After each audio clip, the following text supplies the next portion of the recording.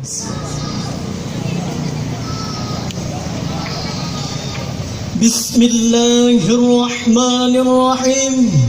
Assalamualaikum warahmatullahi wabarakatuh.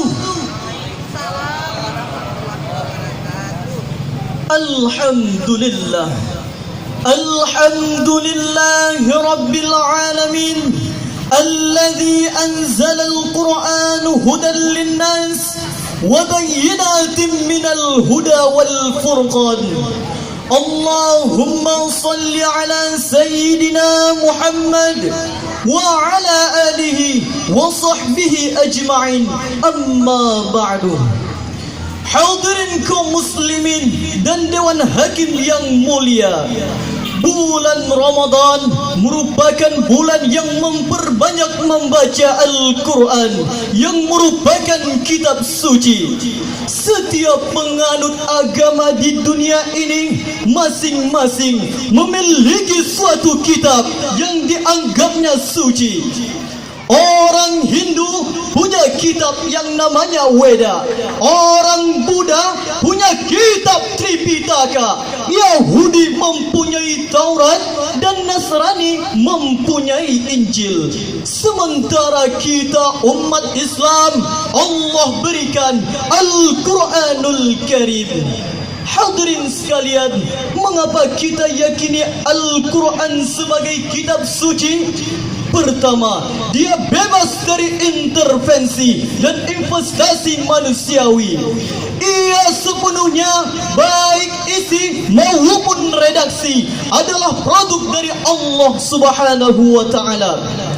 Kita mengakui Al-Quran sebagai kitab suci kerana sampai saat ini belum ada seorang pun yang sanggup berbuat seperti itu. Kedua, kita yakini Al-Quran sebagai kitab suci kerana isi dan ajarannya sesuai dengan fitrah manusia. Suatu kitab dinamakan suci kalau ajarannya sejalan dengan fitrah manusia. Dan yang ketiga, hadirin, kita yakini Al-Quran sebagai kitab suci karena isinya yang tidak kontroversial. Isinya tidak saling bertentangan satu sama lain. Di ayat manapun Al-Quran mengajarkan Allah itu esa. Satu kali ia berkata haram, maka sampai kapanpun ia akan tetap berkata haram. Hadirin sekalian, dari ketiga kriteria inilah kita yakini Al-Quran sebagai kitab suci. Dan kita yakin, seyakin-yakinnya, Al-Quran turunnya dari Allah Subhanahu wa Ta'ala. Hadirin kaum muslimin dan Dewan Hakim yang mulia, maka pada kesempatan kali ini Al-Fakir akan membahas kajian tentang hikmah nuzul Quran. Hadirin dan Dewan Hakim yang dirahmati Allah, manusia hidup di muka bumi ini bagaikan seorang musafir. Begitulah gambaran yang diberikan oleh Rasulullah sallallahu alaihi wasallam. Sebagai seorang musafir, maka diperlukanlah sebuah guidebook sebagai panduan agar manusia tidak tersesat dan bisa sampai pada tempat tujuan akhir dengan selamat. Hadirin, Al-Quran Allah turunkan pada malam-malam kemuliaan, sebagaimana dalam firman Allah dalam surah Ad-Dukhan ayat 3 yang akan dikumandangkan oleh kori kami berikut ini. A'udzu billahi minasyaitonir rajim.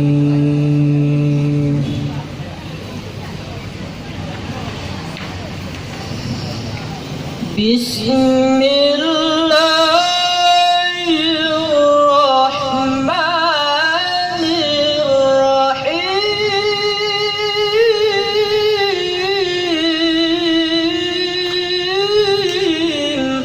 Hamba berlindung kepada Allah dari bisik bisikan syaitan yang terkutuk dengan menyebut asma-Mu ya Allah yang Maha Pengasih, Maha Penyayang. Inna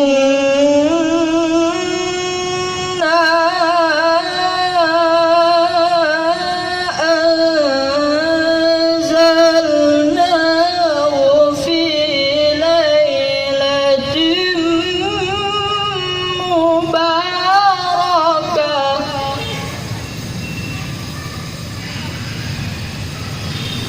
fi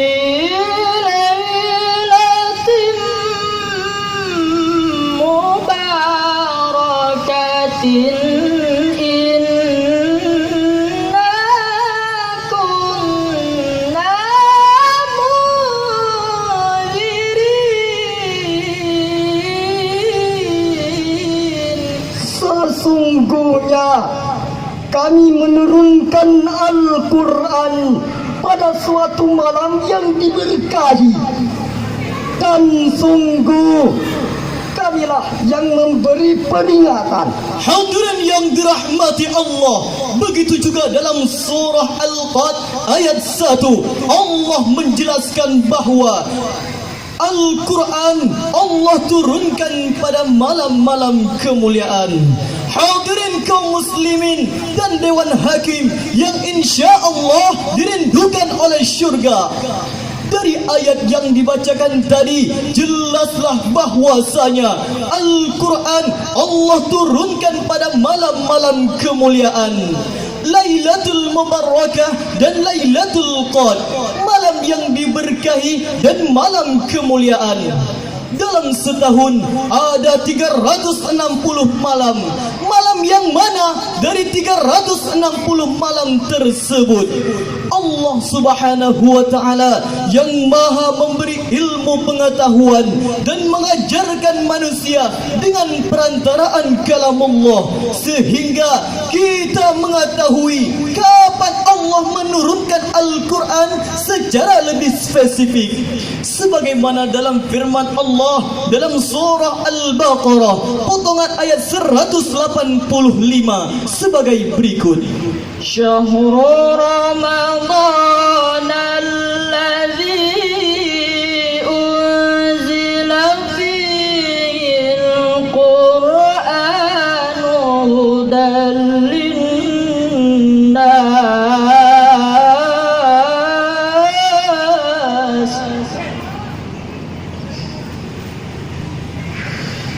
hudan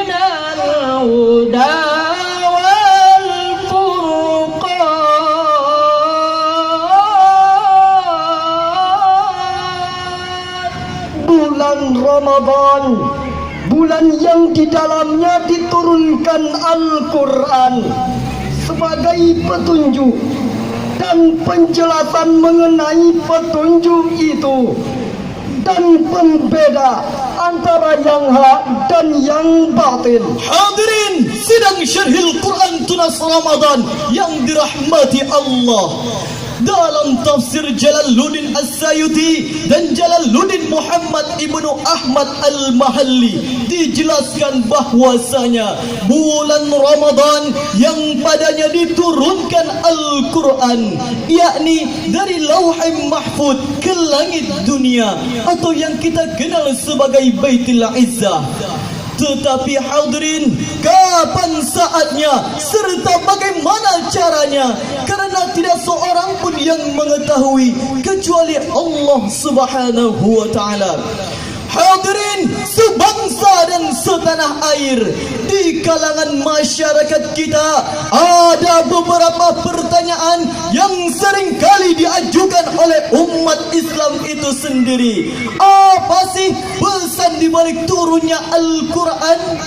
Apakah ia sekedar kalamullah yang tersusun indah dalam bentuk rangkaian huruf, kata-kata dan kalimat-kalimat? Mengapa ia tidak diturunkan sekaligus kepada Nabi Muhammad sallallahu alaihi wasallam? Untuk apa ia diturunkan dan mengapa ia dianggap sangat istimewa dibandingkan dengan kitab-kitab suci lainnya? Hadirin, nuzulul Quran merupakan peristiwa besar yang sekaligus menyatakan kedudukannya bagi penghuni langit dan bumi.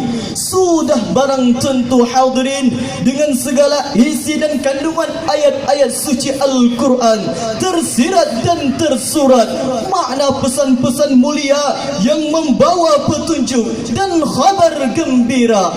Bahkan hadirin, jika ditelaah lebih jauh dengan sejumlah ayat yang ditegaskan, turunnya Al-Quran memberi pesan kepada seluruh umat manusia mengenai 3 hal. Pertama, ajaran tauhid. Ajaran tauhid yang mendeklarasikan Allah Subhanahu wa taala adalah satu-satunya Tuhan yang harus disembah dan tidak boleh disekutukan dengan makhluk apapun.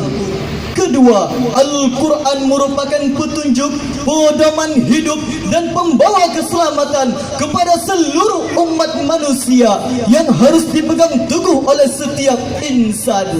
Sebagaimana dalam firman Allah dalam surah Al-A'raf ayat 52 sebagai berikut. وَلَقَدْ جِئْنَاهُمْ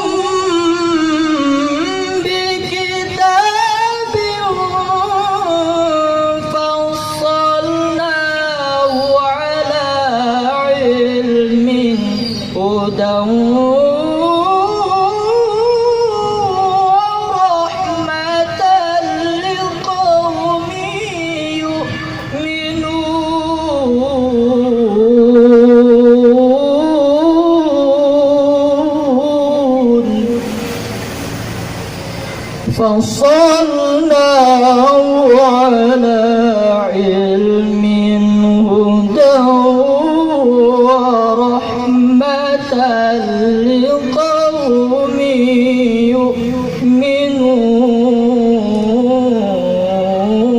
يؤمنون صدق الله العظيم.